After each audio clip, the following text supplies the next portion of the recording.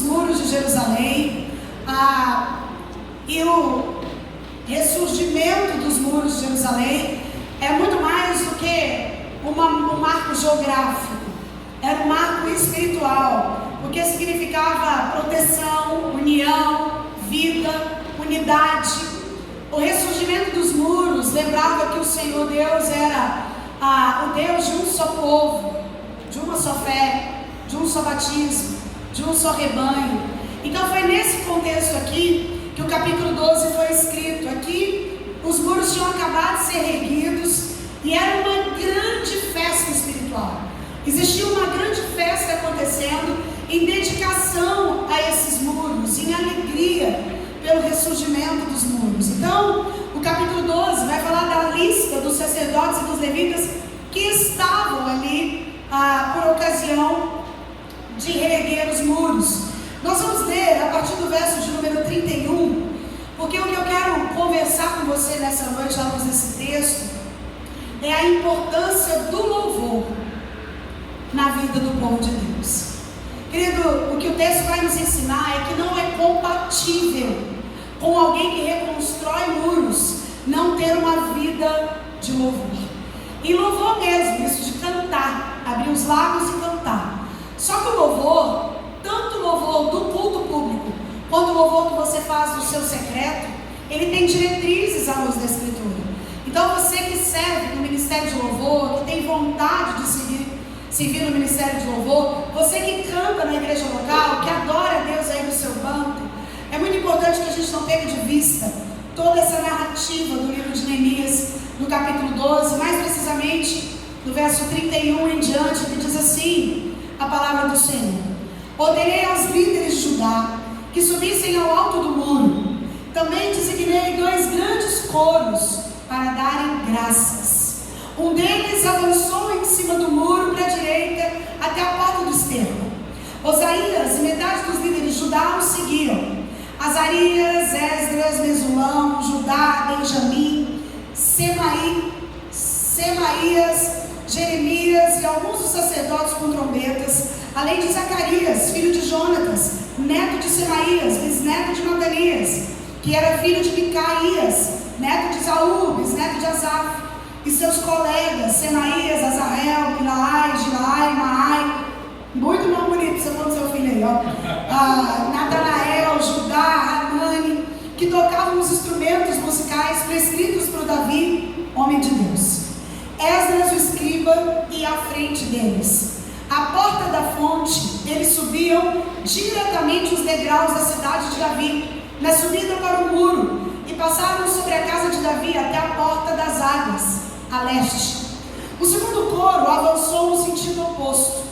Eu os acompanhei quando iam sobre os muros, levando comigo a metade do povo. Passamos pela Torre dos Fortes até a porta larga, sobre a porta de Efraim, a porta Gesana, a porta do Peixe, a torre de Hananel e a torre do Sei, indo até a porta das ovelhas. Junto à porta da guarda paramos. Os 2 coros encarregados das ações de graças assumiram os seus lugares no templo de Deus, o que também fiz, acompanhado da metade dos oficiais e dos sacerdotes Eliaquim, Maazéias, Miniamim, Micaías, Elionenai, Zacarias e Ananias, com suas trombetas, além de Mesaías, Semaías, Elazar, Uzi, Joanã, Malquias, Elião e Ézer. Os coros cantaram sob a direção de Zezraías, e naquele dia, contentes como estavam, ofereceram grandes sacrifícios, pois Deus os enchera de alegria. As mulheres e as crianças também se alegraram, e os sons da alegria de Jerusalém podiam ser ouvidos de longe. Que o Senhor nos ajude na compreensão da sua palavra, amém, querido? Depois eu quero encorajar você, e eu quero crer que você durante esse tempo já leu todo o livro de Neemias. São só 13 capítulos, você lê aí no sábado à tarde, tomando sorvete de flocos e tomando seu cafezinho, você lê esse livro numa sentada e consegue ser extremamente edificado por toda essa diretriz. O ideal era que lêssemos todo o capítulo 12, então do verso 1 ao 47, eu não fiz isso por causa do nosso tempo, mas eu quero ver com você algumas coisas muito importantes, algumas lições importantes que eu quero tirar com você só a guisa de introdução. Eu vou tentar ser rápido, o relógio está me incomodando ali, eu confesso, porque pregar um sermão como esse em meia hora, acho que nem, deixa eu ver quem, Charles Haddon Spurgeon faria isso, o príncipe dos pregadores, quiçá eu. Mas a gente vai muito rapidamente passar aqui, porque você viu que o livro é cheio de símbolos, mas cada uma dessas portas que Neemias cita, que os levitas e os sacerdotes estavam posicionados, tem um significado importante e prático para mim e para a sua vida. Então, só para entender a guisa de introdução, lá no verso 27, um versículo que a gente não leu, diz assim, por ocasião da dedicação dos muros de Jerusalém, os levitas foram procurados e trazidos de onde moravam para Jerusalém para celebrarem a dedicação alegremente, com cânticos e ações de graças, ao som de símbolos, harpas e liras. A primeira coisa que é importante que a gente não pega de vista é que nós devemos celebrar a Deus com louvores pelas nossas vitórias. Querido, nós vivemos tempos em que a gente se acostuma com vitória e a gente deixa de celebrar. Hoje à tarde eu estava pregando num culto de mulheres, todas as quartas agora eu assumi esse compromisso, era o único dia que eu não trabalhava à tarde, e aí me acharam, e eu toda quarta-feira estou pregando num culto ali dentro do meu condomínio, um culto repleto de mulheres das mais variadas idades, e hoje eu estava ali com elas conversando sobre família e sobre a trilogia de parábolas de Lucas 15, onde 3 pessoas, Jesus conta 3 parábolas sobre o mesmo tema, sobre a alegria do encontro. Alguém perdeu algo, alguém não se conforma com a perda, alguém busca aquilo que perdeu e alguém celebra o encontro. Então aqui, Neemias tinha reerguido os muros. Você que está nos acompanhando desde o começo dessa série, lembra que eu falei lá no início, que Neemias, quando faz a pergunta para saber o que estava acontecendo com o povo após exílio, ele ouve dizer que o povo de Jerusalém estava perdido, que os muros estavam destruídos, ou seja, não havia segurança, não havia nada. Neemias então entra, se importa com o povo, chora com o povo, e aqui o cenário já é de consumação da vitória. Ele ergue os muros, a cidade está segura de novo, e depois dessa grande vitória, que representa união, que representa o Senhor guardando o seu povo de novo, o povo então se reúne para celebrar. Jerusalém agora não estava mais debaixo dos escombros, como ela antes esteve 100 longos anos. Durante 100 longos anos, tudo que se via em Jerusalém era tristeza, escombro, mas agora a cidade estava restaurada, os muros foram reconstruídos, o povo celebra com intenso júbilo essa conquista, e você e eu precisamos aprender a celebrar com louvores as nossas conquistas. Segunda coisa, só a guisa de introdução, é que a gente precisa celebrar com louvores a Deus, com união entre os irmãos. Olha o que diz o verso 29, diz assim, de Bet-Gilgal e das regiões de Sheba e de Asmavete, pois esses cantores haviam construído os povoados para si ao redor de Jerusalém. Sabe o que a Bíblia está dizendo? Neemias, quando foi reconstruir os muros, ele não contou só com o povo de Jerusalém, ele convidou outras pessoas para estarem somando com ele. É por isso que eu disse a você, se você está ligado desde o início do livro, você lembra de eu dizer que provavelmente Neemias é o maior líder que a Bíblia traz. Neemias é um líder como a Bíblia não narra nenhum outro. Ele tinha uma capacidade de unir, de entender a necessidade do povo, de servir ao povo e não servir-se do povo. Então Neemias chama pessoas dos mais variados cantos para participar da construção dos muros, mas aqui ele também manda chamar esse povo que participou da reconstrução para celebrar. Sabe o que isso nos ensina? As nossas conquistas devem ser celebradas através de louvores, mas com união. Não há o menor sentido, querido, em ter vitória sozinho. Não há o menor sentido em você celebrar algo que você conquistou e que é importante para você sozinho. Então aqui, Neemias vai mandar chamar, chama Sheba, Asmavete, pois esses cantores haviam construído os povoados para si ao redor de Jerusalém, porque eles tinham ajudado na construção dos muros, e Neemias não os esquece no momento importante de novo. Terceira coisa aqui, só para falar ainda de introdução, Neemias vai nos dizer que a gente deve celebrar louvores a Deus com grande alegria. Entenda algo em nome de Jesus. Desânimo e crente são duas coisas que não combinam. Alegria é uma das marcas do cristão, precisa ser. Eu já expliquei para você a diferença de alegria e de felicidade algumas vezes, e eu te disse que felicidade é um estado emocional, condicionada a pessoas, circunstâncias, momentos. Se está tudo bem na minha vida, se a minha conta está azul, se está todo mundo com saúde, se eu estou com sonhos realizados. A alegria não. A alegria é um estado espiritual. A alegria não tem como fonte lugares, pessoas, circunstâncias, viagens, roupa. Não. A alegria tem como fonte o próprio Deus. É por isso que Paulo vai dizer: alegrai-vos sempre no Senhor. Outra vez vos digo, alegrai-vos. O verbo ali está no imperativo, o que significa uma implicância direta de ordem. O que Paulo nos lembra é que a alegria na vida do crente é uma ordem. E aí, pastor, eu não consigo ser alegre o tempo todo. Alegre você não consegue, você pode não conseguir ser feliz. Ninguém é feliz o tempo todo. A nossa felicidade está condicionada a inúmeras coisas fora de nós. É por isso que felicidade é de fora para dentro, mas a alegria é de dentro para fora. Então aqui, Neemias vem nos lembrar que a gente precisa celebrar louvores a Deus com grande alegria. Olha como ele fala no verso 43, diz assim, e naquele dia, contentes como estavam. O povo estava alegre, porque a alegria do Senhor é a nossa força. Quem diz esse versículo que a gente ama repetir foi o próprio Neemias, no capítulo 8, verso 10. Foi Neemias quem disse: a alegria do Senhor é a nossa força. Ou seja, é por meio da alegria que jorra do próprio Deus que nós somos fortalecidos para vencer as nossas batalhas e ir atrás das nossas conquistas. Mas tem uma quarta coisa acerca do louvor, que está aqui no verso 30, que diz assim, os sacerdotes e os levitas se purificaram cerimonialmente e depois purificaram também o povo, as portas e os muros. Sabe o que Neemias está lembrando aqui? A gente deve celebrar louvores a Deus com a vida pura. Eu já te disse algumas vezes que todas as vezes que a Bíblia fala de coração, ela está falando de centro da personalidade. Então, quando a Bíblia fala sobre tudo que deve guardar, guarda o coração, porque dele procedem as saídas da vida. Quando Jesus, no Sermão da Montanha, disse: bem-aventurados os puros de coração, porque eles verão a Deus. Quando o salmista pergunta: Senhor, quem entrará no teu santuário? E ele mesmo responde: o que é limpo de mãos e puro de coração. Coração na Bíblia não é esse órgão que pulsa e bombeia sangue.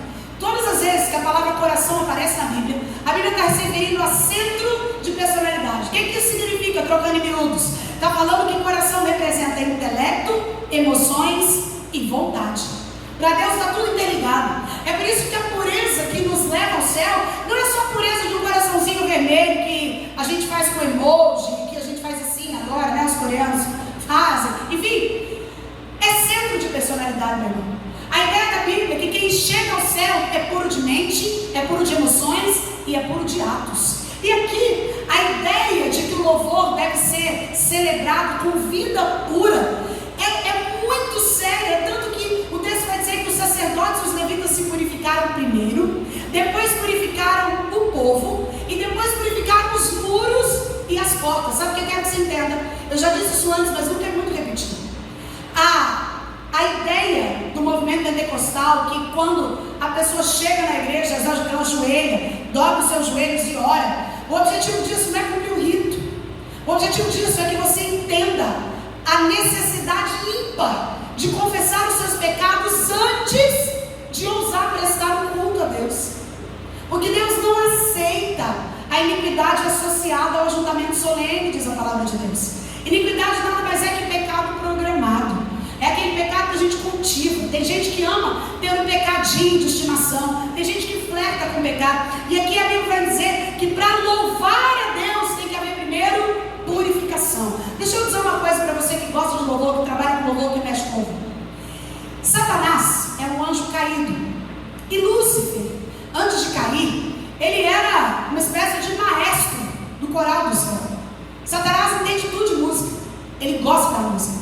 E é por isso que ele também sabe que dos membros da igreja mais passíveis de todo tipo de corrupção são exatamente os músicos. Ele não os deixa. É por isso que precisa ter zelo com quem canta, toca, fica no som, lidera. Precisa haver purificação, porque Deus simplesmente não aceita esse louvor. É por isso que o ministério de louvor tem que ter pureza de coração, ou seja, de intelecto, de emoções, de vontade, porque não há a menor possibilidade de Deus aceitar o louvor que venha de lá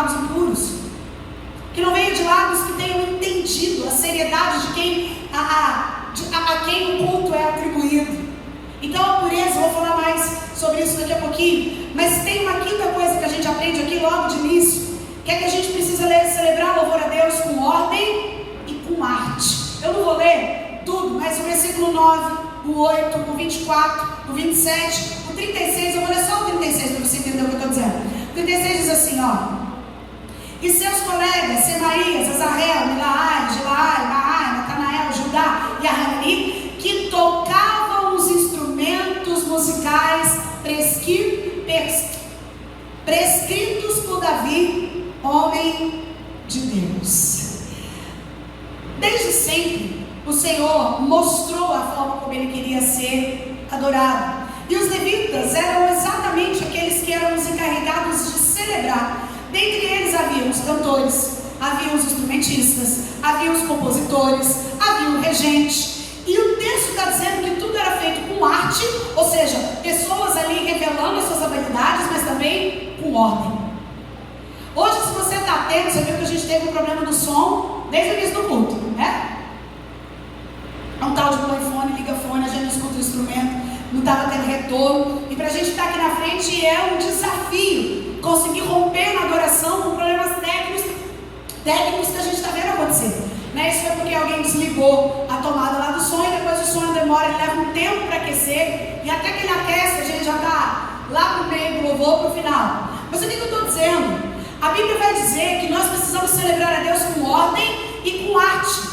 Os neofatitas, que era um povo que tinha vindo participar da reconstrução dos muros, eles eram compositores, eles eram quem destilavam como gota de orvalho. Quando a Bíblia está dizendo que eles destilavam como gota de orvalho, está falando que eles eram inspirados, eles recebiam inspiração para cantar louvores ao Senhor, inspiração para compor músicas ao Senhor. Eles eram poetas, eles tinham uma grande contribuição na restauração do louvor da casa de Deus. Então o louvor contém elementos de arte e também de ordem. E a última coisa que essa introdução nos diz é que a gente também deve celebrar louvores a Deus com fidelidade das nossas ofertas. Olha o que diz o verso 44 aí do seu texto. Naquela ocasião, foram designados alguns encarregados dos depósitos, onde se recebiam as contribuições gerais, os primeiros frutos e os dízimos. Meu irmão, você pode chorar, você pode não concordar, você pode pedir prova, você pode revirar do avesso, mas na Escritura não há a menor possibilidade de haver conversão do coração sem haver conversão do bolso. Uma coisa está sempre ligada à outra, porque o dinheiro é um Deus, o dinheiro é algo que é adorado, sugado, todo mundo mata e morre por ele, pessoas traem, pessoas casam, pessoas separam, pessoas fazem nascer, pessoas matam por causa dele. O dinheiro é um Deus. É por isso que aqui, por ocasião da reconstrução dos muros, faz parte do louvor, faz parte da entrega, faz parte da rendição, o trazer as ofertas e os dízimos. O que eu quero que você entenda é que para Deus sempre haverá uma conexão entre os lábios e o bolso. Sempre haverá uma conexão entre aquilo que eu declaro que Deus é para mim e a forma como eu revelo que Ele é através da minha generosidade. Ai, pastor, eu não concordo. Vai falar comigo isso. Então, qual é o caminho que a gente tem que percorrer para esse perfeito louvor e para essa perfeita adoração? E meu irmão, entenda algo em nome de Jesus. O louvor não é por causa da vitória, ele é o causador da vitória. Você entende isso? Não é que eu espero vencer para louvar, eu louvo para vencer.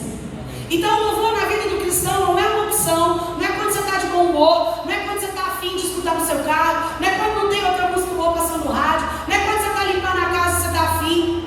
O louvor é o combustível que nos prepara para a batalha.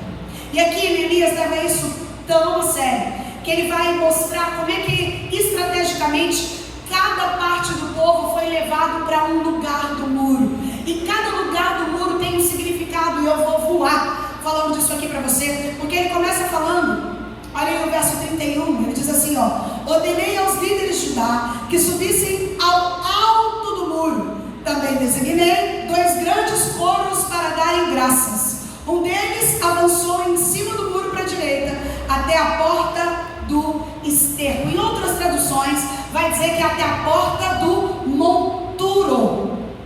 A porta do monturo aqui, esse lugar onde acontecia a porta do monturo, era um lugar que fala de quebrantamento. Ou seja, os grupos de louvor e adoração começam a caminhada sobre os muros pela porta do monturo. Monturo em hebraico quer dizer ruínas, quer dizer parte destruída, lugar onde estavam os lixos da cidade. E por quê que esse povo começa nesse lugar? Porque espiritualmente falando, esse texto fala da miséria do homem. O que esse texto quer dizer é que é impossível louvar a Deus sem antes ser quebrantado pela presença dele, sem antes entender a indignidade nossa diante da dignidade dele, sem antes entender a nossa pequenez diante da grandeza dele, sem antes entender a nossa impotência diante da onipotência dele. Sem quebrantamento não há louvor. É por isso que todo o ministério de louvor começa pela porta do monturo. Significa ruína, quebrantamento, lixo. Antes de abrir a boca para adorar, eu tenho que internalizar no meu coração para confessar. Essa é a ideia, para entender a grandeza de Deus em detrimento da minha pequenez. Mas aí o texto vai continuando dizendo, lá no verso 37, diz assim, ó: a porta da fonte, eles subiram diretamente os degraus da cidade de Davi. A porta da fonte, querido, aqui significava um novo nascimento. Por que isso é importante? Porque fonte é um lugar onde a água brota. Fonte é um lugar de manancial, e o próprio Deus é esse manancial. Neemias está fazendo uma relação aqui, aquilo que Jeremias já tinha dito lá em Jeremias, no capítulo 2, versículo 13. A Bíblia vai dizer assim, ó: a mim me deixaram um manancial de águas vivas. E isso é reforçado pelo apóstolo João, lá em João no capítulo 4, verso 14, quando João diz assim: a água que eu lhe der, será nele uma fonte. Sabe o que a Bíblia quer que a gente entenda? Para louvar a Deus de verdade, depois de passar pela porta do monturo, que é a porta do quebrantamento, nós precisamos passar pela porta da fonte, e essa é a porta do novo nascimento. Essa é a porta onde a nossa vida é totalmente mudada, onde a gente entende a necessidade de nascer de novo. Essa é a porta onde a gente bebe constantemente de Jesus, que é a própria água da vida. Todos aqueles que vão a Jerusalém, ou seja, que estão naquele lugar onde representa o povo de Deus, precisam experimentar um novo nascimento. O sangue de Jesus tem poder. Voltou o som? Voltou. Olha a diferença? Agora pode baixar, não é mais nada. Tomando todos os espaços. Então, depois de passar pela porta do monturo, nós precisamos passar pela porta das fontes. João 3 diz que quem não nascer da água e do Espírito não pode entrar no reino de Deus. Ana Luísa e a Leonora estão se preparando para se batizarem nesse sítio. E tem sido dias muito interessantes, porque elas estão intensamente empolgadas. E não há um dia sequer que elas não falem disso todos os momentos em que nós estamos juntos.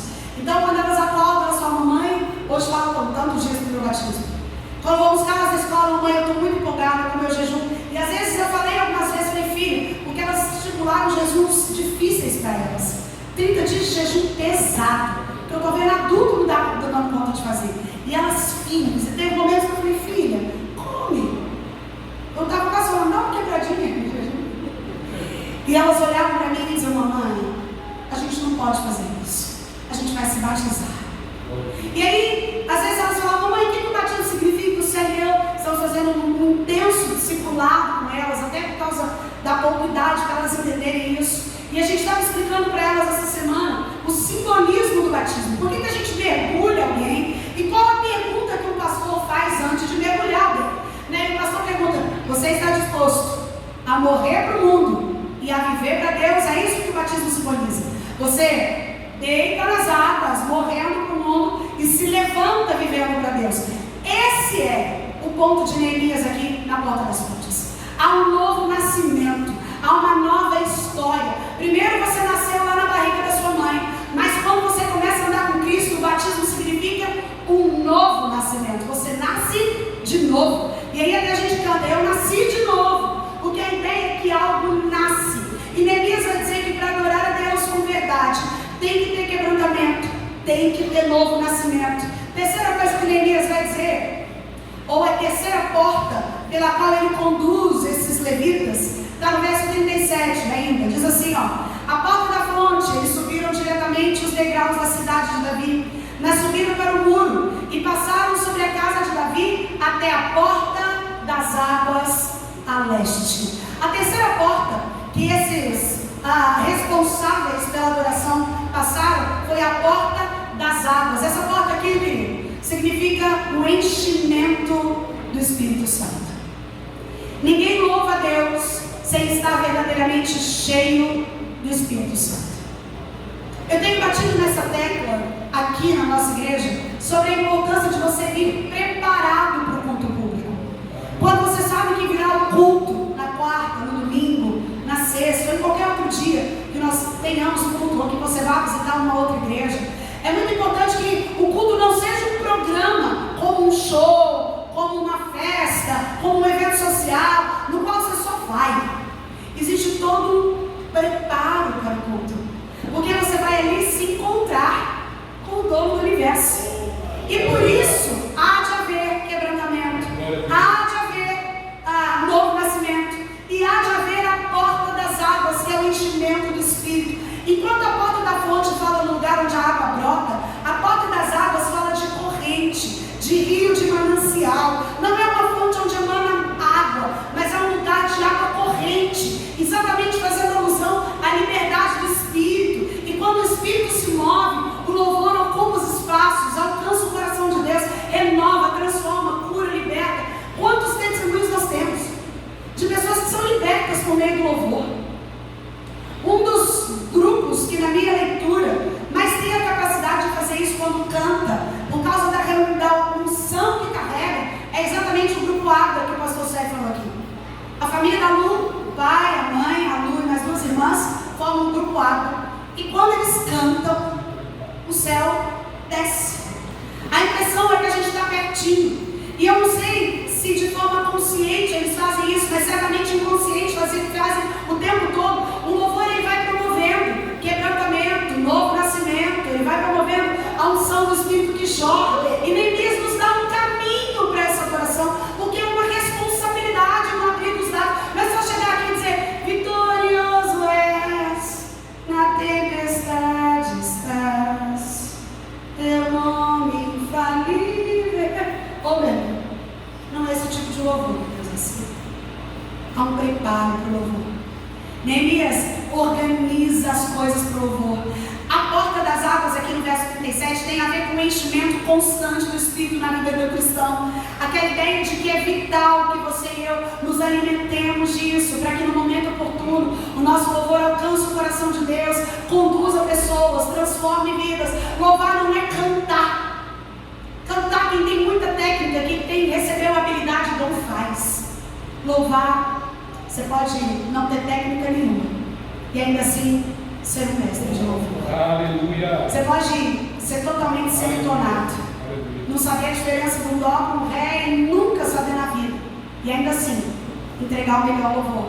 Se esse for cheio de quebrantamento, se esse for cheio de novo nascimento, cheio de enchimento do Espírito. Mas o texto continua, olha o que diz o verso 38, diz assim: o segundo coro avançou no sentido oposto. Querido, o que eu quero que você tenha em mente? Eles estavam cantando durante todo, ou em todo o percurso do muro. E o muro era enorme. Não é um muro igual esse que a gente está vendo aqui. Era um muro que protegia e guardava toda a cidade de Jerusalém. Então esse muro era gigante. É por isso que Neemias faz referência aqui. Uns foram para leste, outros foram oeste, tem a porta tal, porque a cidade tinha várias portas de entrada. E cada grupo de louvor foi para um lugar específico, para representar algo específico.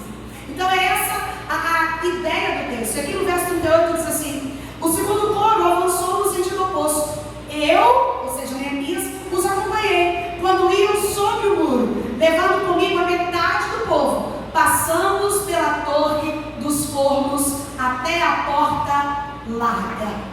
Então depois que eles passaram a porta do monturo, a porta da fonte, a porta das águas, o texto diz que eles passaram a torre dos fornos. Deixa eu te contar o que significava a torre dos fornos, querido. Forno, fogo, coisa quente, sempre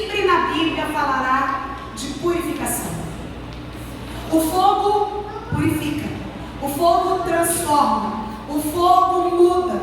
E para a restauração da vida de louvor e adoração da igreja é necessária a passagem pelo fogo. Amém.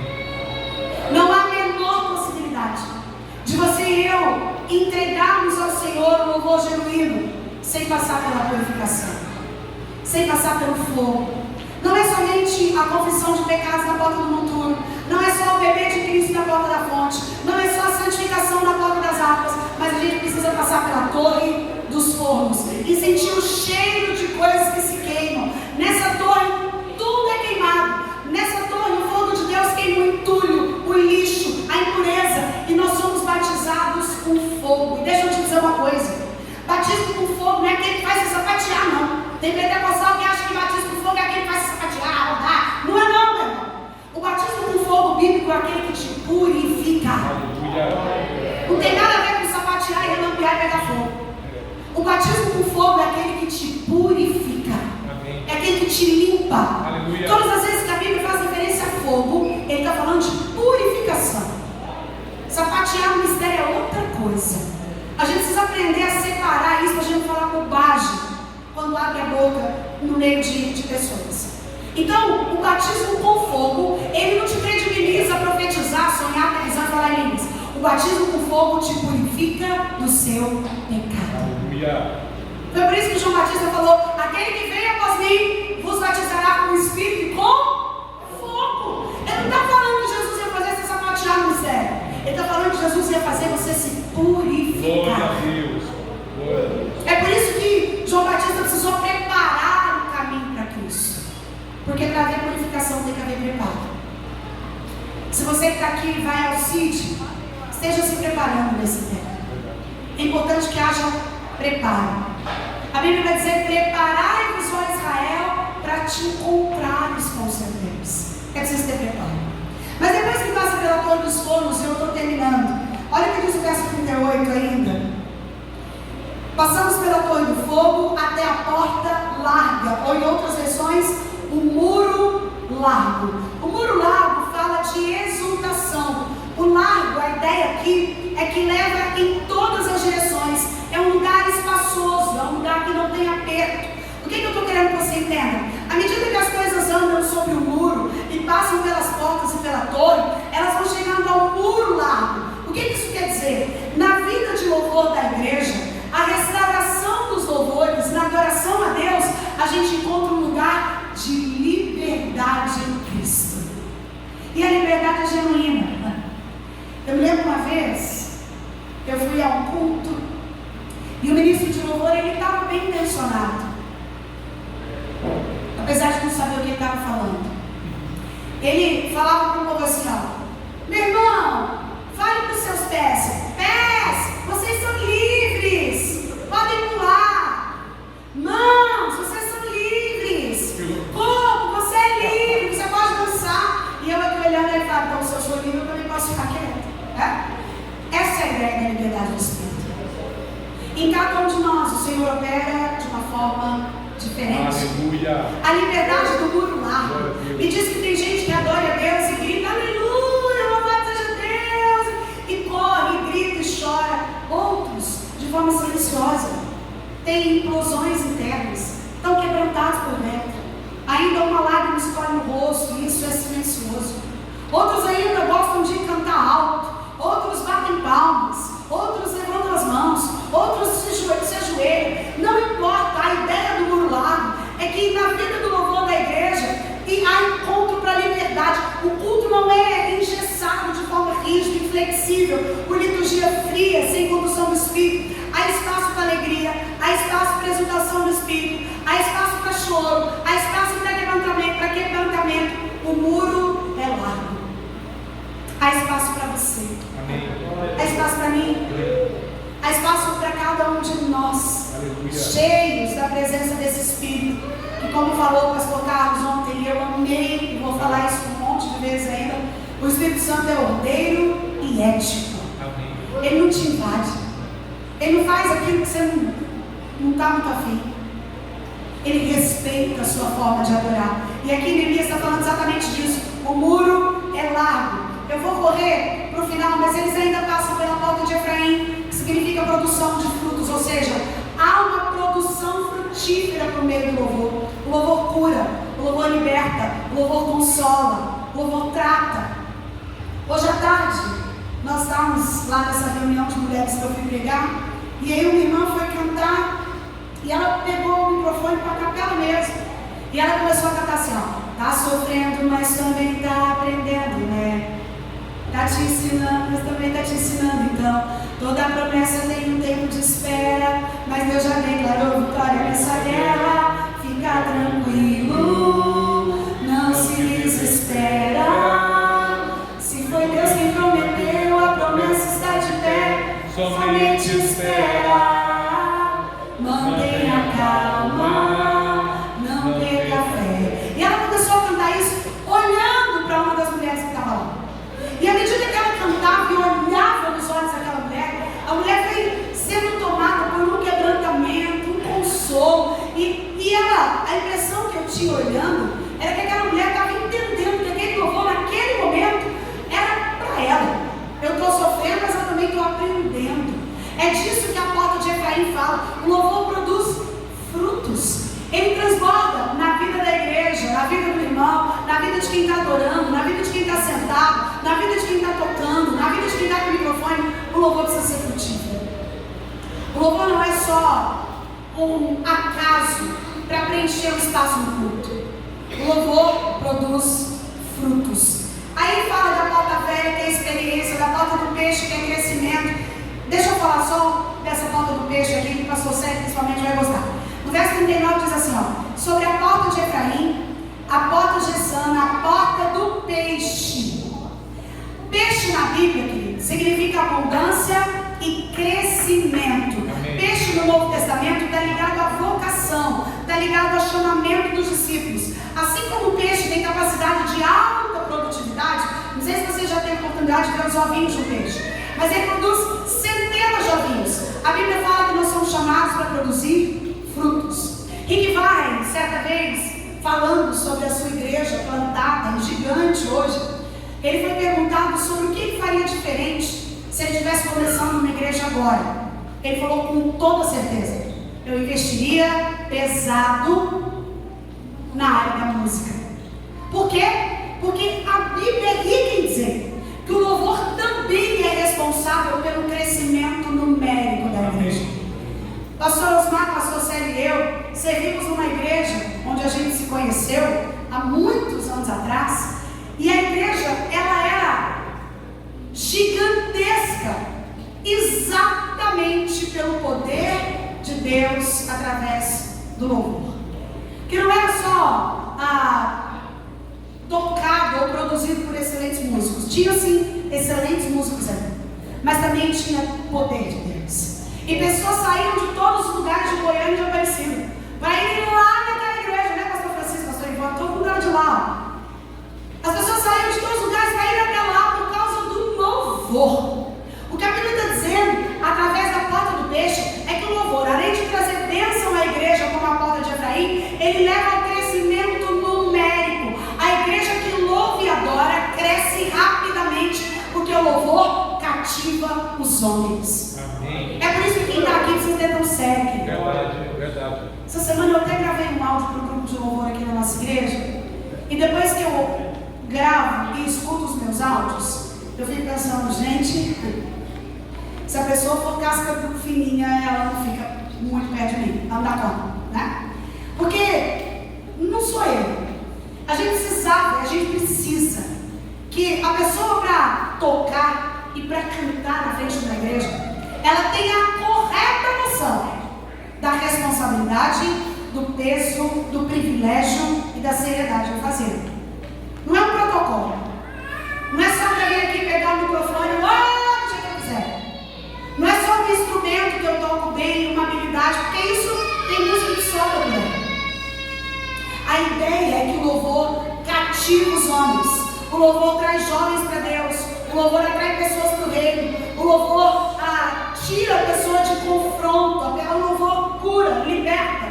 É por isso que ele tem que ser responsável. E o Neemias é riquíssimo em falar falar sobre a responsabilidade do louvor, mas eu encerro. Tem ainda mais 4 portas, mas não falarei delas. Não consegui com êxito falar de tudo em 40 minutos. Mas a ideia central desse texto que encerra a missão gloriosa e vitoriosa de Neemias na reconstrução dos muros é que quando o povo de Deus se consagra para adorar e para louvar, Deus se alegra, a integração no louvor, a alegria do povo de Deus se torna contagiante, os dízimos são devolvidos, os ministros do templo são integrados na obra, a igreja se enche de santa alegria. O louvor muda as coisas, o louvor muda a vida, o louvor te ajuda a reconstruir muros. Eu não sei quais muros você precisa reconstruir. Certamente você e eu sempre temos muros para reconstruir. Coisas que a vida foi roubando e agora estão inseguras.